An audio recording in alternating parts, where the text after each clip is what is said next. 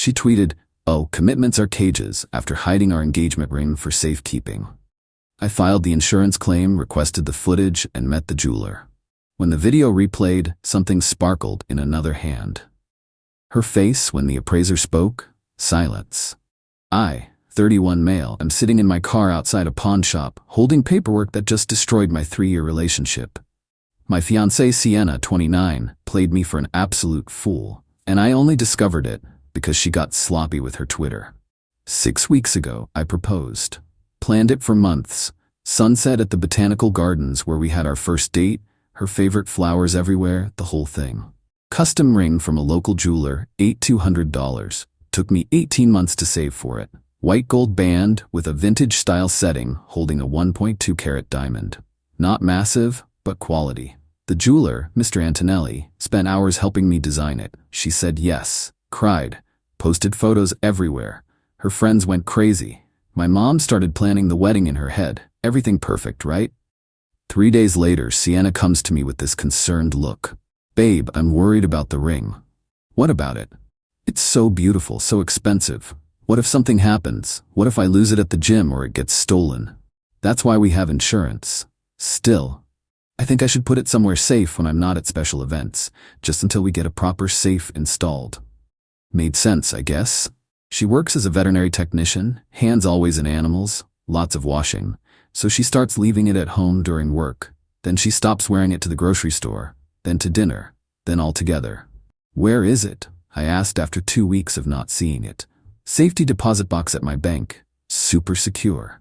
Red flag? Maybe, but I trusted her. We lived together, shared our lives. Why would I question it? Fast forward to last Tuesday. I'm scrolling Twitter during lunch. She doesn't know I have Twitter, thinks it's toxic. Her account pops up and suggested follows. Profile pic is us from last summer. Bio says living my truth. Curiosity got me. I clicked. Most tweets were normal, work stuff, animal videos, complaining about traffic. Then I saw one from 3 days after the proposal.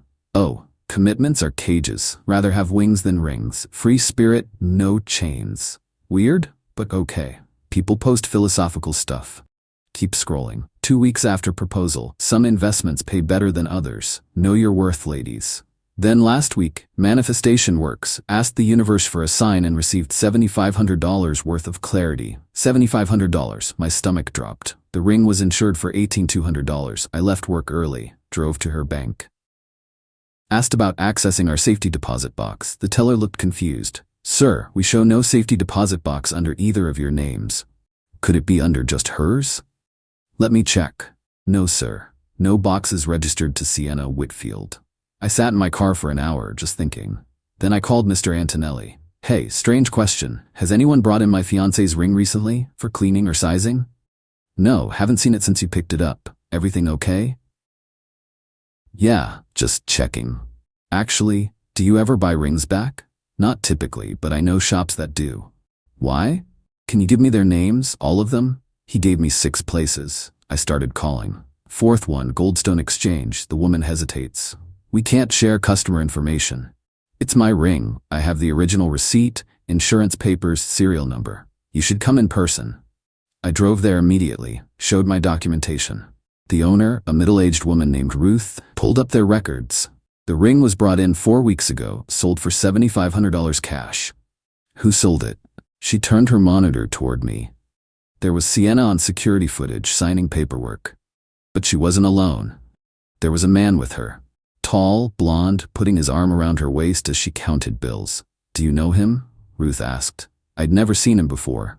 "I need a copy of that footage. I can't without police involvement. Then I'm filing a report."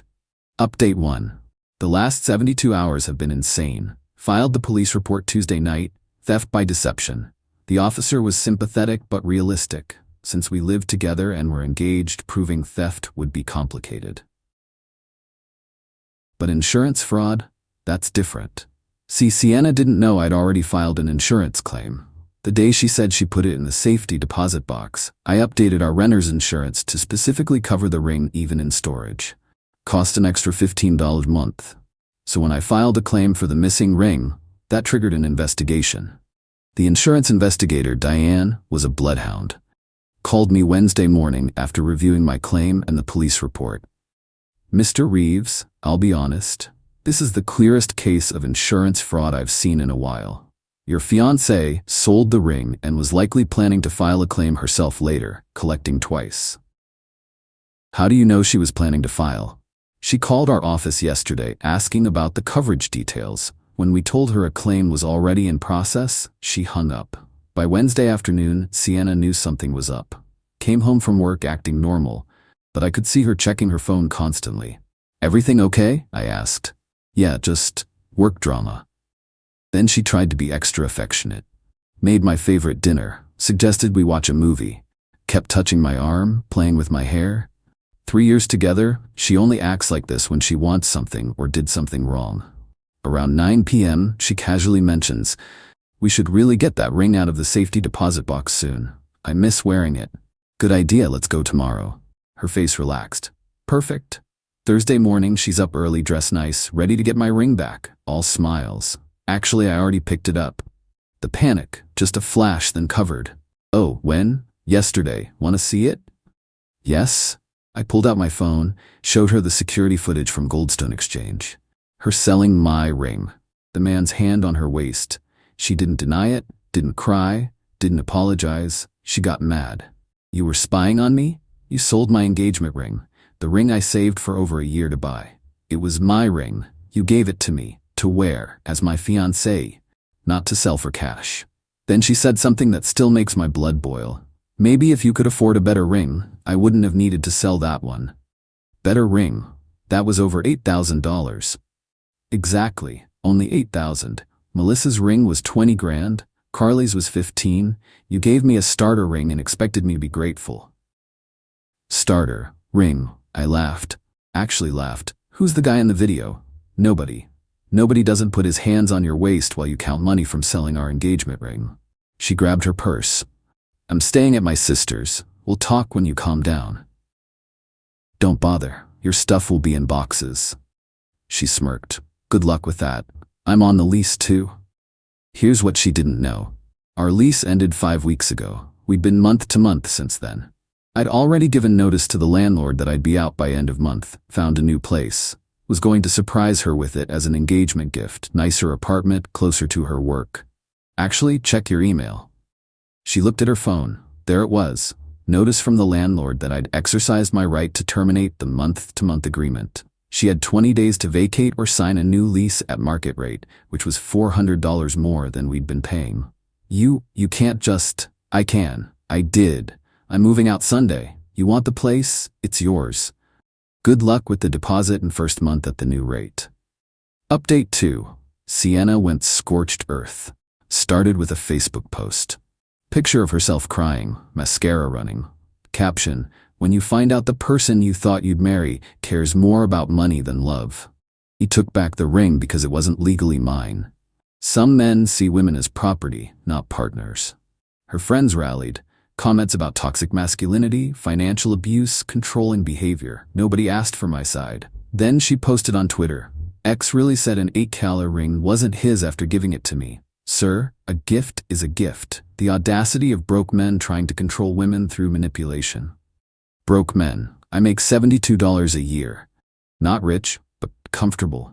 She makes 31 calories. But here's where she messed up. Her sister Jade contacted me. "Jason, what really happened? Sienna's story keeps changing." I sent her the security footage, the insurance documents, the police report. Jade went quiet for 2 days, then called me. "I'm so sorry. I had no idea. That guy in the video? That's her ex Colton. He's been coming around for months. She told me he was just a friend who needed support after his divorce." Months? Since January at least. She said you were cool with it. January. We got engaged in September. She'd been seeing him for 8 months before I proposed. But it gets better. Jade did some digging. Found Colton's Instagram. Public profile. Full of pictures of him and Sienna. At restaurants, at concerts, at his apartment. Dating back to before we even met. She never broke up with him.